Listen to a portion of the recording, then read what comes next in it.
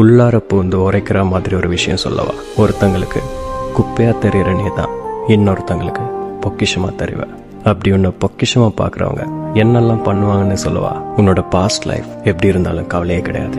உன்னோட மனசை புரிஞ்சுக்கிட்டு அவங்களோட மனசை மொத்தமாக உனக்கு அப்படியே அள்ளி கொடுப்பாங்க. அதோட ஸ்டாப் பண்ணிப்பாங்களான்னு கேட்டா கிடையாது. அவங்களோட சந்தோஷம், பிடிச்சது, ஆசைப்பட்டது, இஷ்டப்பட்டது எல்லாத்தையும் உனக்காக ஒரு சைடு தள்ளி வச்சுட்டு நீ சந்தோஷமா இருந்தா போதுன்னு ஒரு காரணத்துக்காக உனக்காக எதையும் தியாகம் பண்ண ரெடியா இருப்பாங்க.